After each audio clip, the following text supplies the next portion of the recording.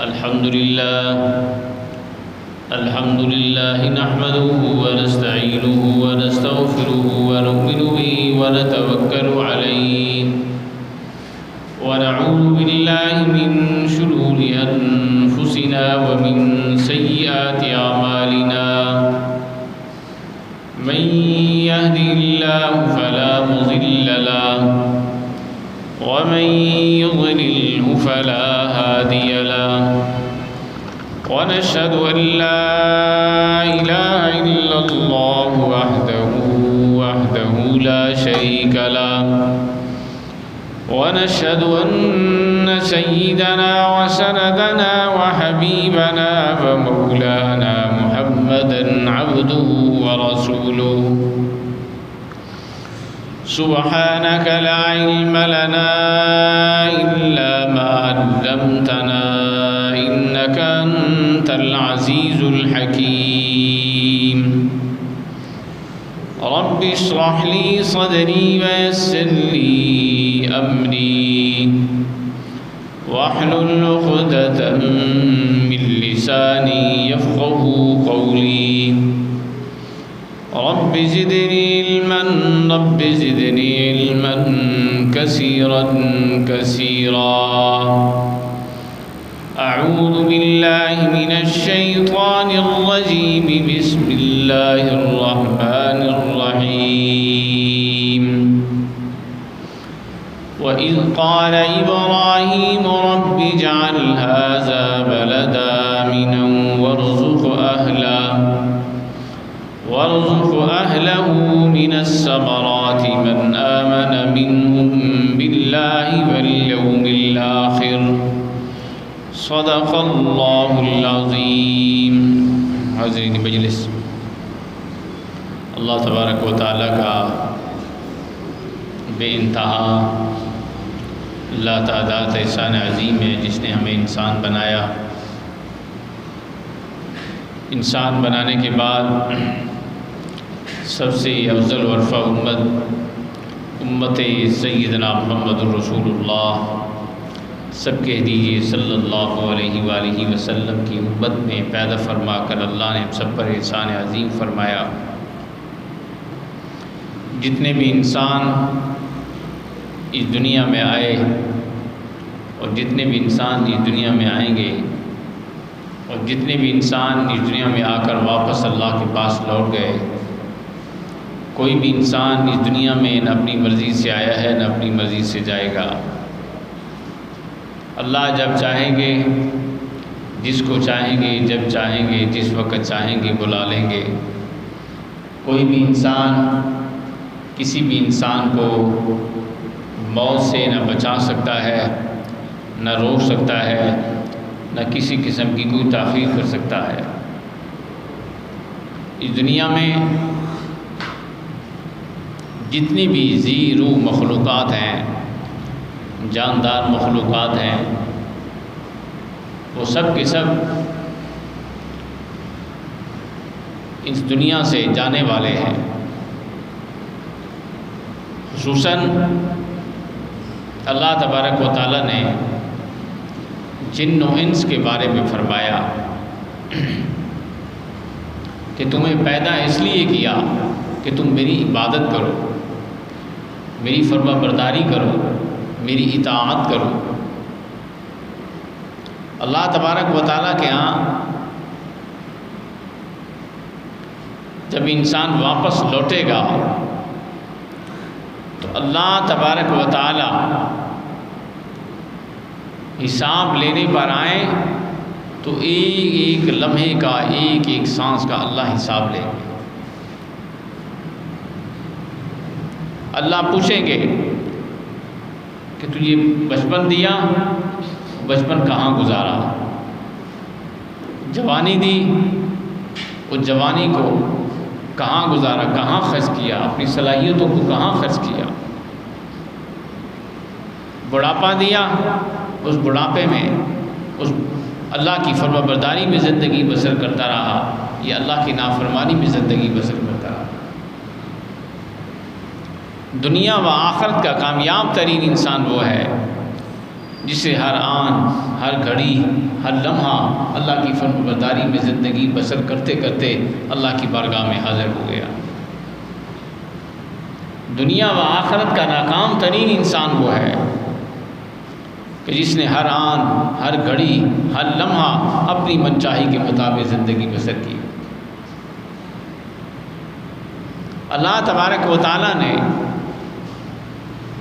ہمیں بے شمار نعمتوں سے نوازا۔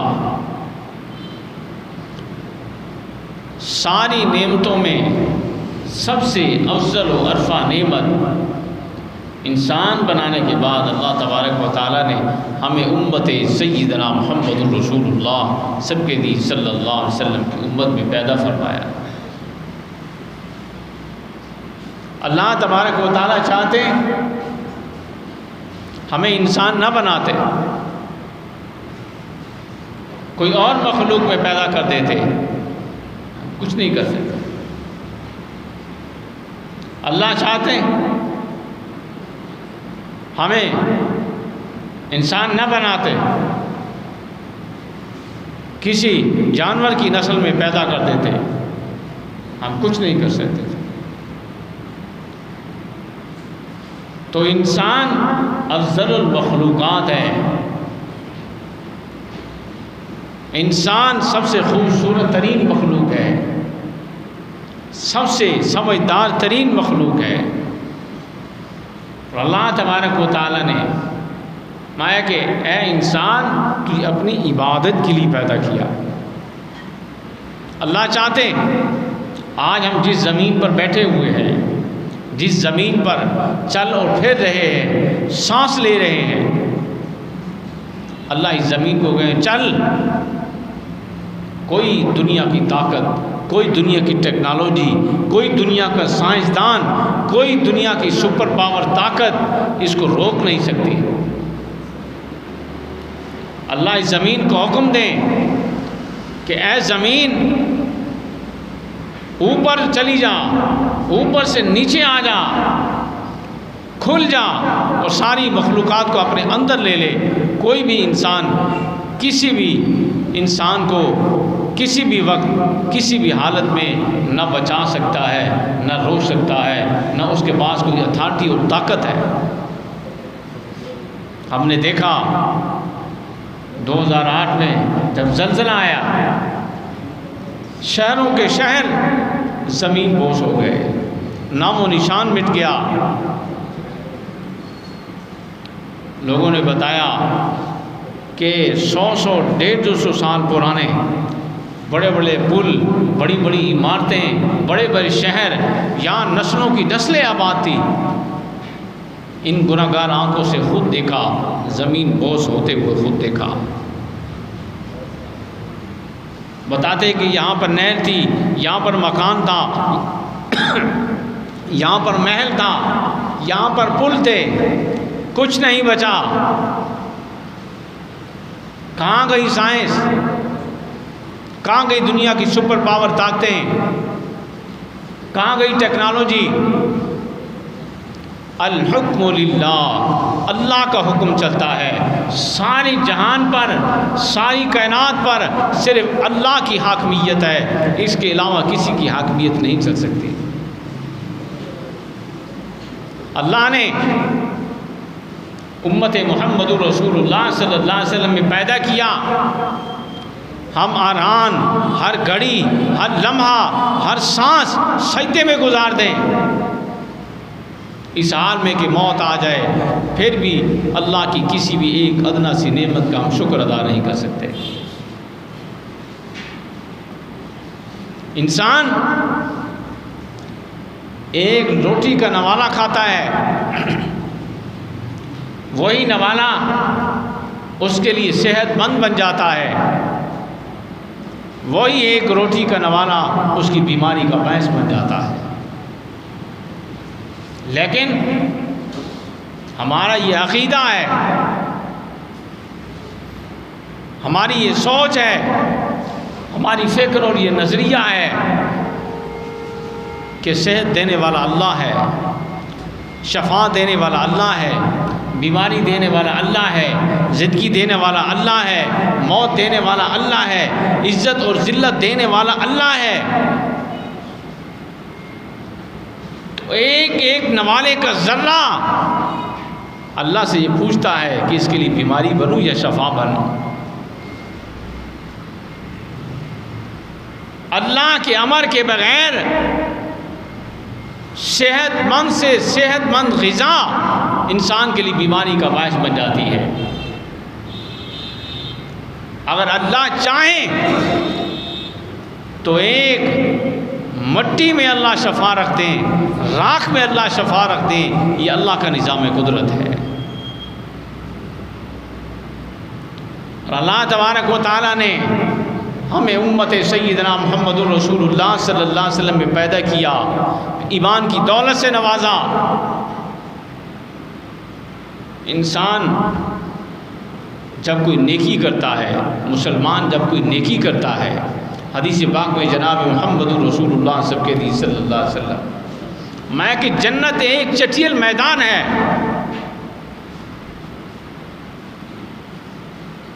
اس جنت کو اپنے اعمال سے مزین کرو، سنوارو، بناؤ، خوبصورت کرو، تو خوبصورت اللہ کی فرم برداری سے ہونا ہے جنت میں۔ ایک انسان خالص اللہ کی رضا کے لیے جب یہ پڑھتا ہے سبحان اللہ سبحان اللہ الحمدللہ اللہ اکبر، تہ دل سے جب یہ پڑھتا ہے تو اللہ تبارک و تعالی ایک سبحان اللہ پڑھنے پر ایک ایسا درخت لگاتے ہیں کہ ایک اچھی نسل کا، عربی نسل کا گھوڑا 100 سال بھی دوڑتا رہے تو اس درخت کا سایہ ختم نہیں ہوتا۔ تو اللہ نے ہمارے لیے کتنی آسانیاں کی ہیں۔ اس جنت میں کون جائے گا؟ اللہ کی مخلوق جائے گی۔ اس جنت میں کون جائے گا؟ اللہ کے فرما بردار جائیں گے۔ اس جنت میں کون جائے گا؟ وہ جائے گا جس نے ہر آن، ہر گھڑی، ہر لمحہ اللہ کی فرما برداری میں زندگی بسر کی۔ آخر اللہ تبارک و تعالیٰ نے آخرت کو کس لیے بنایا؟ جنت اور جہنم کو کس لیے بنایا؟ اللہ تبارک و تعالیٰ نے فرمایا میں دیکھنا چاہتا ہوں کون سے ایسے لوگ ہیں جو میری اطاعت کر کے آتے ہیں، کون سے ایسے لوگ ہیں جو اپنی منچائی کے مطابق زندگی بسر کر کے آتے ہیں۔ اور اللہ تبارک و تعالیٰ نے مسلمان کو اتنی قیمتی زندگی عطا فرمائی، اتنی محبت کا اظہار فرمایا۔ انسان کی فطرت ہے اللہ کی نافرمانی کرنا۔ یہ فطرت کس نے بنائی؟ اللہ نے بنائی۔ نافرمانی کی فطرت اللہ نے رکھی ہے، یہ انسان نے خود نہیں بنائی۔ لیکن جب انسان اللہ کی نافرمانی کر بیٹھتا ہے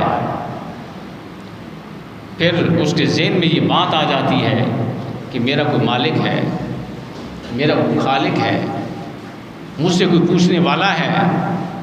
فوراً اس کے دل میں اللہ کا خوف آ جاتا ہے، لوٹتا ہے، دوڑتا ہے اللہ کی طرف۔ جب اللہ کی طرف لوٹتا ہے، دوڑتا ہے، واپس آ جاتا ہے، روتا ہے، آنسو بہاتا ہے، گڑ گڑاتا ہے، تو اللہ تبارک و تعالیٰ اس سے محبت کا اظہار فرماتے ہیں کہ اس کے ذہن میں یہ بات ہے کہ مجھ سے کوئی پوچھنے والا بھی ہے، میرے سے کوئی حساب و کتاب لینے والا بھی ہے۔ جب وہ لوٹتا ہے، جس طرح ماں سے اولاد بچھڑ جاتی ہے، ناراضگی ہو جاتی ہے، 100 اختلافات ہو جاتے ہیں، جب اولاد واپس لوٹتی ہے تو ماں باپ کی جو محبت کا اظہار ہوتا ہے، سینے سے لگاتے ہیں، گلے سے لگاتے ہیں، اس کو پیار دیتے ہیں، اس کو بوسہ دیتے ہیں، اس کو دلاسا دیتے ہیں کہ ہم تیرے ہیں، تو ہمارا ہے۔ بتاتے ہیں ماں باپ کہ آپ ہمارے ہیں، ہم آپ کے ہیں۔ تو یہ ماں باپ کے دل میں جو محبت ڈالی ہے اس اللہ نے ڈالی ہے، اور وہ اللہ جو لاتعداد ماؤں سے زیادہ محبت کرتا ہے، جب وہ لوٹ کر انسان واپس آ جاتا ہے تو اللہ تبارک و تعالی معاف فرما دیتے ہیں۔ وہ ایک مرتبہ کہتا ہے کہ یا اللہ جی غلطی ہو گئی، معاف کر دے، یا اللہ مجھے معاف کر دے، یا اللہ میں توبہ کرتا ہوں، آئندہ تیری نافرمانی نہیں کروں گا۔ اللہ تبارک و تعالی فرماتے ہیں کہ جا، میں نے تجھے معاف کر دیا۔ تو اللہ تبارک و تعالیٰ نے یہ وطن ہمیں دیا، یہ بھی نعمت ہے۔ میں نے گزشتہ درس میں عرض کیا کہ جو انسان اپنے گھر کی خیر و عافیت کے لیے، برکت کے لیے دعا کرتا ہے، یہ سنت ابراہیمی ہے۔ جیسا کہ سیدنا ابراہیم علیہ السلام نے دعا مانگی کہ یا اللہ میرے شہر کو امن کا گہوارہ بنا، اور میرے شہر میں، میرے وطن میں ایسے پھل عطا فرما جو بے موسم ہو، رزق کی فراوانی عطا فرما۔ ایک ہمارا وہ گھر ہے جس میں ہم فیملی کے ساتھ زندگی بسر کرتے ہیں، رہتے ہیں، بیوی بچوں کے ساتھ زندگی بسر کرتے ہیں۔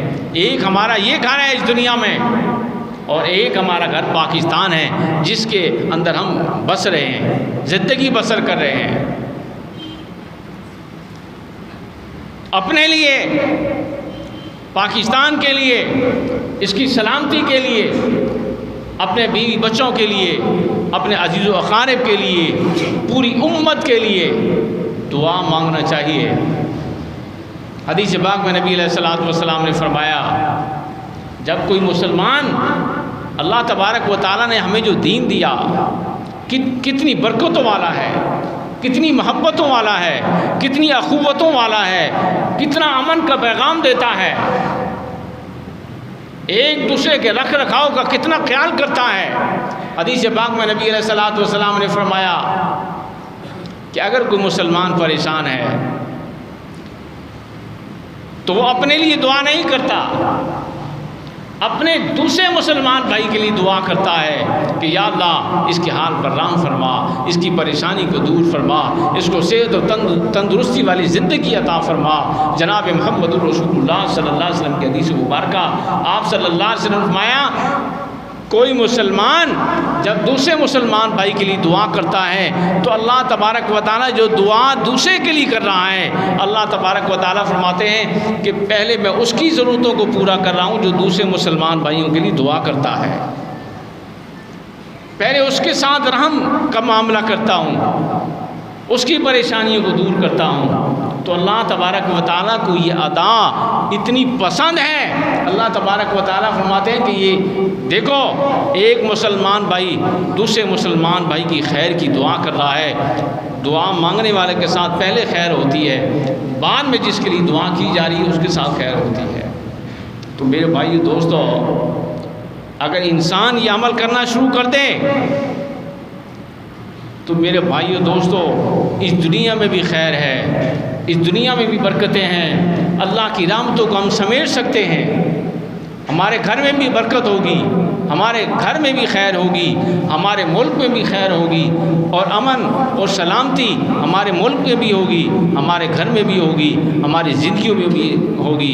دعا فرمائے کہ اللہ تبارک و تعالی عمل کی توفیق نصیب فرمائے، سنت ادا کرے۔